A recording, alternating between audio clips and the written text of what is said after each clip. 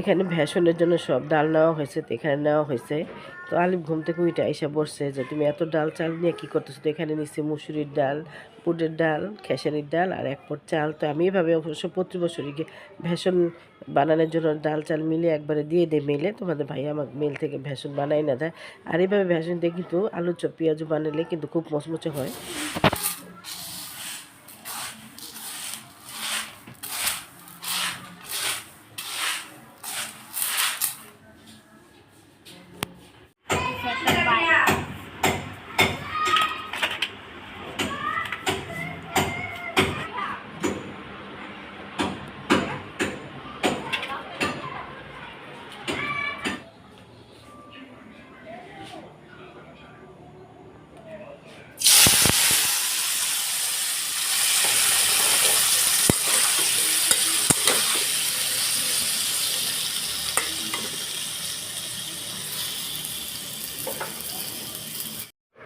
Hello everyone, আসসালামু আলাইকুম। সবাই কেমন আছেন? আলহামদুলিল্লাহ আমরাও আছি ভালো মন্দ মিলে। তো আমার বয়েজের অবস্থা শুনে কিন্তু বুঝতে পারতেছেন আমার অবস্থাটা কি। আমার প্রচুর জ্বর এবং ঠান্ডা। তো আজকে 3 দিন 4 দিন যাবত কিন্তু ভিডিও ছাড়া হইতেছে না। তো আজকে ভিডিওটা ছিল দুপুর থেকে শুরু করছি। তো এই তো এখন রান্নাবান্না শেষ করবো। আগামীকাল সকালে যাব মাকে নিয়ে হাসপাতালে, যেহেতু আপনারা সবাই জানেন আমার মায়ের চোখ ধরা পড়ছে, চোখে ছানি পড়ছে। তো আগামীকালকে যাব, যে দেখি ডাক্তার রিপোর্ট দেখে কি করে কি বলে, তো সেইভাবে যাব। তো তোমার আপনাদের ভাইয়ের অবস্থাও কিন্তু খারাপ, কিন্তু সে আর আমি ছাড়া যাওয়ার কোনো উপায় নেই, কারণ সে না গেলে হবে না। কারণ ফার্ম গেট ইসলামিয়া হাসপাতাল ওইখানে আমি কখনো যাই নাই, তো আমার জানাও নাই। তো ওনার যেতে হবে। আর যদি আমার বড় মেয়েকে নিয়ে যাই, ও ছোট বাচ্চা নিয়ে তো করতে পারবে না, তো ওনার এই নিয়ে যেতে হইব। তো ওনারও কিন্তু ডাক্তার দেখাইছি, ওনারও শরীর খুবই খারাপ। 2টা রক্ত পরীক্ষা হয়েছে, একটা এক্সরে হয়েছে। তো ওইগুলি আমার আপনাদের সাথে শেয়ার করতে পারিনি যেহেতু। তো এই তো আগামীকালকে যাব। তো আপনারা সবাই দোয়া করবেন আমার আম্মার জন্য। তো আসলে কি কিছু বলার কিচ্ছু নাই, ভালো মন্দ নিয়েই মানুষের জীবন। তো আর এই তো এখন এই তোমার রান্নাটা হয়ে গেছে। তো এখানে বাতি সিম দিয়ে আলু দিয়ে টমেটো দিয়ে আর তেলাপিয়া মাছ রান্না করলাম আর টমেটো ভুনা করলাম। তো এই তো হাসপাতালে চলে এসেছি। তো এই তো ইসলামিয়া ইস্পাহানি হাসপাতাল। তো এখানে হাসপাতালটা এত সুন্দর ছিল, খুবই পরিষ্কার, খুবই অন্যরকম ছিল।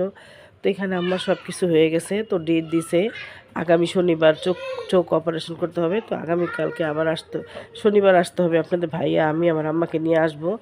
তো এই তো এখন আমরা বের হয়ে যাবো হাসপাতাল থেকে। আর এখন আসছি আমরা ফার্ম গেটেই, ওইখান থেকে আর এখানে আসছি মেট্রো রেলে ওঠার জন্য। তো মেট্রো রেলে আমি কখনো উঠি নাই, এই ফার্স্ট। তো আপনাদের ভাইয়া বলতেছে চলো তো ট্রেন দেয় নিয়ে যায়। তো বাসে গেলে এই সময় একটু অনেকটা সময় লাগবে। আর মার শরীরটাও অনেক খারাপ হয়ে গেছে, কারণ চোখে অনেকবার ওষুধ দিছে, তো ড্রপ দিছে ডাক্তার, তারপর ইঞ্জেকশনও দিছে, অনেক পরীক্ষা নিরীক্ষা করছে না, ওনার শরীরটাও এখন একটু অনেকটা খারাপ। তো উনি চোখে তেমন একটা দেখতেছে না, দুনো চোখে ঘোলা ঘোলা দেখতেছে। তো বলতেছে তো ট্রেন দিয়ে যাই। তো যেহেতু আসছি তো চলো ট্রেন দিয়ে নিয়ে যাই। তো আমি কখনো আসিনি, আমার কাছে এত সুন্দর লাগছে এই ট্রেন স্টেশনটা। খুবই, এটা তো আর ওই আমাদের কমলাপুর স্টেশনের মতো না, খুবই অন্যরকম। তো এই যে আমার আম্মার জন্য সবাই দোয়া করবেন। মানে ওষুধ দিছে তো এখন 2 চোখে, মানে দুনো চোখে ঘোলা দেখতেছে। তো এই তো এখন এই যে সিঁড়ি, এখন লিফট উঠছে না, এখন উনি করছে কি পা দিছে না, এখন পা দেওয়ার চোটে আমারে নিয়ে শুধু পড়ার অবস্থা হয়ে গেছিলো, তো বুঝতে পারে নাই। তো উনি ভাবছে কি এটা পা দিয়ে উঠতে হবে, কিন্তু আসলে তো দাঁড়ায় থাকতে হয়। তো এটার মতো এটা ওঠে। তো যাক, বুড়া মানুষ বোঝে নাই। আর ওনাদের সময় তো এগুলো ছিল না। তো এটা ট্রেনের অপেক্ষা করতেছে, আমরা ট্রেন আসলে গাড়ি তুলবো। তো আসলে খুবই ভালো লাগছিলো আমার কাছে। আমি সবসময় উঠবো উঠবো বলছি, কিন্তু উঠি নাই কখনো। তো আর এই তো বিপদ আসলে বইলে আসে না। আর আজকে 3-4 দিন যাবত ভিডিও দেই না, শরীরের অবস্থা অনেক খারাপ আমার আপনাদের ভাইয়ার। আমি তো ভাবছি আমার থেকে ওনার শরীরটা বেশি খারাপ ছিল। রিপোর্ট গেলে তোমার আপনাদের সাথে শেয়ার করি নাই, তো ভাবছি একসময় শেয়ার করব। তো এই তো এখন ট্রেন উঠছে। আর আমরা বলি কি আসলে যে আমাদের টাকা নাই পয়সা নাই, আসলে বাংলাদেশ গরিব দেশ বলি আমরা সবাই, আমরা গরিব দেশ, কিন্তু আবার দেখলে মনে হয় কি যে আমাদের মতো ধনী ব্যক্তি কেউ নাই। ট্রেনে এত পরিমাণ যাত্রী ছিল যে একটু দাঁড়ানোরও জায়গা ছিল না, বসারও জায়গা ছিল না। তো 2জন লোক উঠে আমাদেরকে বসতেছে, তো আমরা বসছি। তো খুব ভাল লাগছে। আর বাইরের দিকটা না আমার কাছে এত ভাল লাগছে, গাছগাছলাগুলি খুবই সুন্দর লাগছে। তো আসলে আমরা তো তেমন একটা বাইরে টেরে যাই না, ভালো মন্দ জায়গাও ঘুরতে পারি না, দেখতেও পাই না। যাই আমরা যতটুকু দিকে সেইটাই আমাদের কাছে খুব ভালো লাগে। তো এই তো এখন তো খুবই সুন্দর লাগতেছে গাছগাছলাগুলি। তো এই তো প্রচুর ঠান্ডা রোজা, গলার অবস্থা অনেক খারাপ।